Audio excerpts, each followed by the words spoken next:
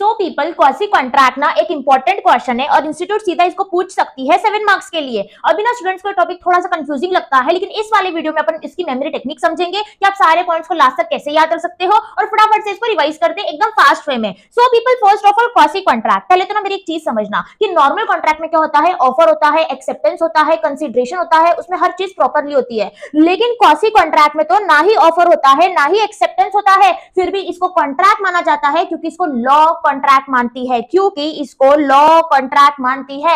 Law ने दर्जा दिया है इसको कॉन्ट्रैक्ट का, लॉ ने तुमको रिस्पॉन्सिबिलिटी दी है कि तुमको ये चीज पूरी करना पड़ेगा, उसको बोलते हैं क्वासी कॉन्ट्रैक्ट। आगे केसेस को समझेंगे फिर तुमको क्लैरिटी मिल जाएगी। अभी ध्यान से समझना, ये एक प्रिंसिपल के ऊपर बेसिस है, that is no man must grow rich out of another person's loss. तुम खुद का फायदा नहीं कर सकते किसी और को नुकसान पहुंचा के, तुम खुद का फायदा नहीं कर सकते किसी और को नुकसान पहुंचा के। अभी ना इसके फीचर्स है, इसमें ना 3 फीचर्स है, ठीक है। एक शॉर्टकट क्या है फीचर्स याद रखने का, एमएलपी। एमएलपी फीचर्स कैसे याद रखोगे, MLP. MLP first point is people, जो क्वासी कॉन्ट्रैक्ट रहता है ना उसमें हमेशा राइट टू मनी रहता है। जनरली क्या रहता है, राइट टू मनी, मतलब पैसों का लेना देना रहता है। इसमें सर्विसेज नहीं रहता, इसमें पैसों का लेना देना रहता है। आगे अपन केसेस समझेंगे, तुमको केसेस से समझ में आएगा कि इसमें हमेशा पैसों का लेना देना है। तो क्वासी कॉन्ट्रैक्ट में हमेशा पैसा इन्वॉल्व रहता है, मनी इन्वॉल्व रहता है। पे पॉइंट क्या है, राइट टू मनी। क्या है, मनी। सो मनी से क्या आ गया, एम आ गया, ये आ गया तुम्हारा एम। ऐसे याद रखो, मनी एक इंपॉर्टेंट पॉइंट है क्वासी कॉन्ट्रैक्ट में। उसके बाद क्या है, क्वासी कॉन्ट्रैक्ट हमेशा लॉ के द्वारा बनता है, इम्पोज्ड बाय लॉ। ये कॉन्ट्रैक्ट कभी भी अग्रीमेंट के थ्रू नहीं बनता, ऑफर के थ्रू नहीं बनता, एक्सेप्टेंस के थ्रू नहीं बनता। तो ये कॉन्ट्रैक्ट कैसा बनता है, इम्पोज्ड बाय लॉ। तो नेक्स्ट वर्ड क्या आ गया तुम्हारा, लॉ का एल आ गया, ये आ गया यहाँ पे एल, सेकंड वाला लेटर। थर्ड इज पीपल, यहाँ पे ना जो राइट रहता है क्वासी कॉन्ट्रैक्ट में वो रहता है पर्टिकुलर पर्सन के against, not against the whole world. अगर एग्जांपल समझ के चलो, क्वासी कॉन्ट्रैक्ट के हिसाब से मुझे तुमको अगर पैसा देना है ना तो तुम्हारा राइट सिर्फ मेरे अगेंस्ट रहेगा, मतलब पर्टिकुलर पर्सन के अगेंस्ट रहेगा। तुम बाकी लोगों से पैसा मांग नहीं सकते। तो हमेशा क्वासी कॉन्ट्रैक्ट में against the particular person right रहता है, पूरी दुनिया के अगेंस्ट राइट नहीं रहता। तो यहाँ पे क्या आ गया तुम्हारा, पर्टिकुलर पर्सन का यहाँ पे पी आ जाता है। तो 3 वर्ड बोलो मुझे क्या क्या है, फर्स्ट आ गया मनी, सेकंड आ गया लॉ, थर्ड आ गया पर्टिकुलर पर्सन। क्वासी कॉन्ट्रैक्ट में हमेशा पैसा इन्वॉल्व रहता है, मनी इन्वॉल्व रहता है। क्वासी कॉन्ट्रैक्ट लॉ के द्वारा बनता है। क्वासी कॉन्ट्रैक्ट में राइट पर्टिकुलर पर्सन के अगेंस्ट रहता है। फिर से रिपीट करो, क्वासी कॉन्ट्रैक्ट में हमेशा मनी इन्वॉल्व रहता है, क्वासी कॉन्ट्रैक्ट लॉ के द्वारा बनता है। और तीसरा क्या है, क्वासी कॉन्ट्रैक्ट एक पर्टिकुलर पर्सन के अगेंस्ट राइट रहता है, पूरी दुनिया के अगेंस्ट नहीं रहता है। क्या दिया है, against a particular person, not against the whole world, not against the whole world. I hope people feature is clear to you. MLP, MLP इसको ऐसे याद रखो, तुमको लास्ट तक याद रहेगा। उसके बाद जो इसके केसेस है तुम उसको कैसे याद रख सकते हो। सो पीपल केसेस के लिए तुम याद रखोगे माइनर। क्या वर्ड याद रखोगे, माइनर। माइनर एम से क्या आता है, एम से आता है यहाँ पे money paid by mistake under coercion. M से आ गया यहाँ पे मनी, फिर से यहाँ पे माइनर का एम आ गया। उसके बाद आई से क्या आता है, आई से आता है payment by an interested person. Interested person कहाँ पे आ गया, यहाँ पे आई आ गया यहाँ पे। उसके बाद claim for necessity, necessity N से स्टार्ट होता है, यहाँ पे एन आ गया तुम्हारा। उसके बाद ओ से क्या है, obligation, obligation of a person enjoying the benefit of non gratuitous act. उसके बाद आर से क्या है, responsibility, responsibility of finder of goods. ऐसे तुम सारे केसेस को एक वर्ड से याद रख सकते हो, दैट इज माइनर। एम से तुम्हारा मनी आ गया, आई से तुम्हारा इंटरेस्टेड पर्सन आ गया, एन से तुम्हारा नेसेसिटी आ गया, ओ से तुम्हारा ऑब्लिगेशन आ गया, आर से तुम्हारा रिस्पॉन्सिबिलिटी आ गया। तो ऐसे सारे केसेस को याद करो, तुमको मार्क्स मिल जाएंगे। एक बात समझना, अगर तुम्हारा क्वेश्चन आता है क्वासी कॉन्ट्रैक्ट में 7 मार्क्स के लिए, वो 3 फीचर्स लिख के आ जाओ। उसके बाद ना अगर तुमने सारे पॉइंट्स प्रॉपरली लिखा और इस पॉइंट्स में क्या किया, जो भी अपन अभी कंसेप्चुअली समझेंगे, अगर उसको बेसिक इंग्लिश में लिख के आए ना तुम लोग, तुमको फिर भी मार्क्स मिल जाएंगे। तो सारे ये पॉइंट्स को अच्छे से लिख के आओ, इसके अंदर का जो भी लिखा है ना उसको बेसिक इंग्लिश में लिख के आओ। जो भी मैं तुमको कंसेप्ट समझाऊंगी अभी बेसिक इंग्लिश में लिख के आओगे ना, तुमको मार्क्स मिल जाएंगे, ठीक है। This is how you have to present your paper. तो सारे पॉइंट्स लेकिन एग्जामिनर को प्रॉपरली यहाँ पे दिखने चाहिए। अगर तुमने ये पॉइंट को मिस कर दिया ना, वो तुम्हारे मार्क्स कट कर देगा। Are you getting people. So अपने को क्या वर्ड याद रखना है केसेस के लिए, minor, that is minor, minor. Okay, so first वाले पॉइंट पे आते हैं फटाफट से। Claim for necessary supply to person incapable of contracting. अभी फर्स्ट पॉइंट को समझना।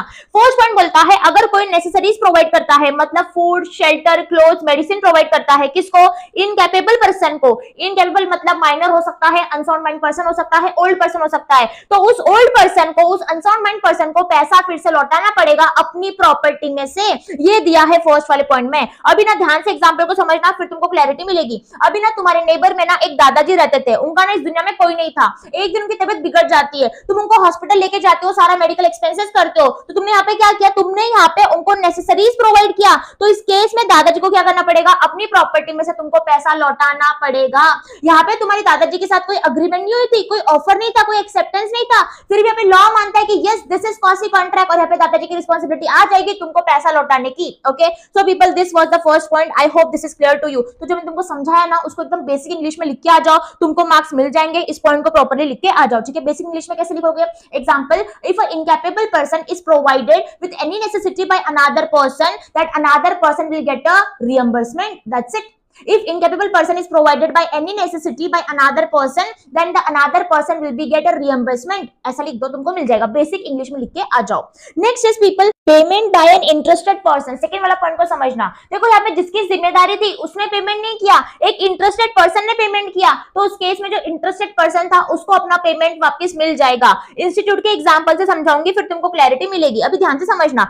देखो ये किराएदार रहता है जो इस घर में ना रेंट पे रहता है, इसका खुद का घर नहीं रहता, ये रेंट पे रहता है यहाँ पे। एक दिन म्युनिसिपल अथॉरिटीज आती है, गवर्नमेंट के लोग आते हैं और वो बोलते हैं कि इस घर का तुमने बहुत टाइम से म्युनिसिपल टैक्स का पेमेंट नहीं किया, तो वो इसके पास आते हैं और उसको बोलते हैं कि अगर तुमने अभी टैक्स का पेमेंट नहीं किया ना, हम तुम्हारे घर को सील कर देंगे, पूरा बंद कर देंगे। म्युनिसिपल टैक्स का पेमेंट करने की जो रिस्पॉन्सिबिलिटी रहती है ना, वो घर के ओनर की रहती है, मालिक की रहती है। ये तो बस किराएदार रहता है घर का। तो देखो इसको ना डर रहता है कि यार ये म्युनिसिपल अथॉरिटीज घर को बंद ना करवा दे, सील ना करवा दे, फिर मैं कहां पे जाऊंगा। तो यहाँ पे किराएदार ने क्या किया, यहाँ पे पेमेंट कर दिया म्युनिसिपल टैक्स का, पेमेंट कर दिया म्युनिसिपल टैक्स का।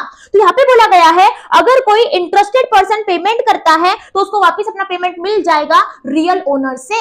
इस केस में किराएदार को वापस अपना पेमेंट मिल जाएगा उस ओनर से। यहाँ पे अग्रीमेंट नहीं हुई है, ऑफर भी नहीं हुआ है, एक्सेप्टेंस भी नहीं हुआ है, फिर भी यहाँ पे क्वासी कॉन्ट्रैक्ट बन चुका है और उस रियल ओनर की रिस्पॉन्सिबिलिटी बन जाएगी। उसने इंटरेस्टेड पर्सन को पूरा पेमेंट कर देना चाहिए जितना भी उसने टैक्स का पेमेंट किया म्युनिसिपल अथॉरिटीज को। Okay, I hope people this is clear to you. Same चीज यहाँ पे दी है, a person who is interested in the payment of money which another person is bound by law to pay, who therefore pays it is entitled to be reimbursed by the other। यहाँ पे जो tenant था, जो किराएदार था, उसको पैसा मिल जाएगा। Okay, next is people, obligation of person enjoying benefits of non gratuitous act. अभी देखो ग्रेटिट्यूस का मतलब होता है फ्री में देने का इरादा, और नॉन ग्रेटिट्यूस का मतलब रहता है फ्री में देने का कोई भी इरादा नहीं है। यहाँ पे एक पार्टी गुड्स को डिलीवर करती है या फिर कुछ काम करती है और उसको फ्री में देने का कोई भी इरादा नहीं रहता है और दूसरी पार्टी को फायदा होता है, उस केस में दूसरी पार्टी को कंपेंसेशन देना पड़ेगा, पैसा देना पड़ेगा। एग्जाम्पल के थ्रू समझना, फिर तुमको क्लैरिटी मिलेगी, ठीक है। अभी देखो यहाँ पे जो पैरा में दिया है वन एंड द सेम है जो यहाँ पे पॉइंट में दिया है। इंस्टीट्यूट ने क्या किया है, पहले पैरा में बता दिया, बाद में पॉइंट वाइज में बता दिया। तुम एग्जाम में पॉइंट वाइज में लिख के आना, तुमको अच्छे से मार्क्स मिल जाएंगे। फर्स्ट इज पीपल, एग्जांपल को समझो। एग्जांपल, तुम्हारी मम्मी ने क्या किया बेटा, डीमार्ट से बहुत सारा खाने का सामान खरीदा, ठीक है। तुम्हारी मम्मी ने बहुत सारा डीमार्ट से सामान खरीदा खाने का, और तुम्हारी मम्मी घर पे आती है, बीच में ना एक रिलेटिव का घर रहता है, तो थोड़ा तुम्हारी मम्मी क्या करती है, उनसे बातचीत करने के लिए थोड़ा घर पे जाती है, रिलेटिव से मिलने जाती है। तो आधे टाइम ना तुम्हारी मम्मी वहीं पे एक बैग भूल जाती है और तुम्हारी मम्मी को शाम को याद आता है कि यार मैं तो एक बैग ना रिलेटिव के यहीं पे भूल गई। तो जब तुम्हारी मम्मी जाती है रिलेटिव के यहाँ पे, तो वो देखती है कि उन्होंने क्या किया, बैग को यूज कर लिया, जो भी खाना उसमें था उसको कंज्यूम कर लिया। तो यहाँ पे क्या हुआ, क्या तुम्हारी मम्मी का कोई इरादा था उसको फ्री में सामान को डिलीवर करना, फ्री में सामान देना? नहीं, तुम्हारी मम्मी का कोई इरादा नहीं था फ्री में सामान देना। क्या दूसरी पार्टी ने उसको एंजॉय कर लिया, क्या उसको यूज कर लिया? हाँ, तुम्हारे रिलेटिव ने उस खाने को पूरा यूज कर लिया, उन्होंने एंजॉयमेंट ले लिया। इस केस में तुम्हारे रिलेटिव को कंपेंसेशन देना पड़ेगा, पैसा देना पड़ेगा, मतलब जितना भी सामान था, जितना भी उसके एक्सपेंसेस थे उतना लौटाना पड़ेगा तुम्हारी मम्मी को। तो यहाँ पे क्या हुआ देखो, he has done the act और has delivered the thing lawfully. तुम्हारी मम्मी ने यहाँ पे गुड्स को डिलीवर कर दिया।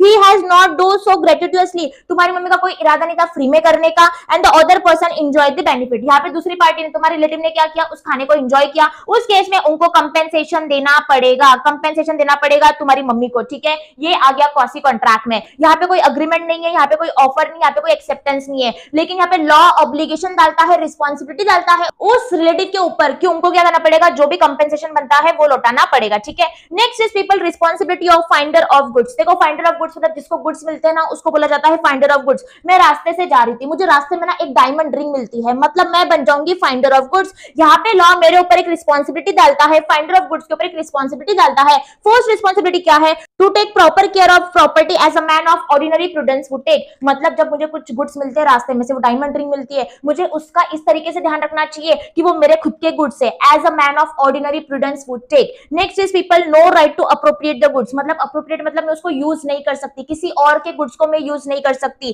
Third is to restore the goods if the owner is found. अगर मुझे उसका मालिक मिल जाता है, असली मालिक मिल जाता है, तो मुझे उस गुड्स को, उस रिंग को लौटाना पड़ेगा। रिस्टोर मतलब लौटाना पड़ेगा, वापस करना पड़ेगा, ठीक है। तो यहाँ पे क्या है, देखो मेरी वो ट्रू ओनर के साथ कोई अग्रीमेंट नहीं है, कोई ऑफर नहीं है, कोई एक्सेप्टेंस नहीं है, ये बन जाएगा क्वासी कॉन्ट्रैक्ट। मतलब लॉ ने, कानून ने मेरे ऊपर रिस्पॉन्सिबिलिटी डाली है कि गुड्स का अच्छे से ध्यान रखो, गुड्स को यूज मत करो, गुड्स को वापस दे दो। तो ये क्वासी कॉन्ट्रैक्ट बन गया, मुझे इसको निभाना पड़ेगा, हर चीज को प्रॉपर्ली करना पड़ेगा, ठीक है। Last is people money paid by mistake और अंडर कोयर्जन। मतलब पैसों का पेमेंट किया बाय मिस्टेक, मतलब गलती से मिस्टेक हो जाती है या फिर डर के पेमेंट कर दिया, उस केस में तुमको अपना पेमेंट वापस मिल जाएगा। एग्जांपल समझना, तुम फ्रूट्स की शॉप पे जाते हो, तुमने फ्रूट्स खरीदा, ठीक है, तुम उसको ऑनलाइन पेमेंट कर रहे थे, तो कुछ इशू की वजह से, कुछ टेक्निकल इशू आ जाता है ऐप में और तुम्हारा पेमेंट 2 बार डिडक्ट हो जाता है, तुमने 2 बार पेमेंट कर दिया, तो ये गलती का केस हो गया। उस केस में उस शॉपकीपर को तुमको पैसा लौटाना पड़ेगा। ये भी क्वासी कॉन्ट्रैक्ट आ गया। यहाँ पे कोई अग्रीमेंट नहीं थी, कोई ऑफर नहीं था, कोई एक्सेप्टेंस नहीं था।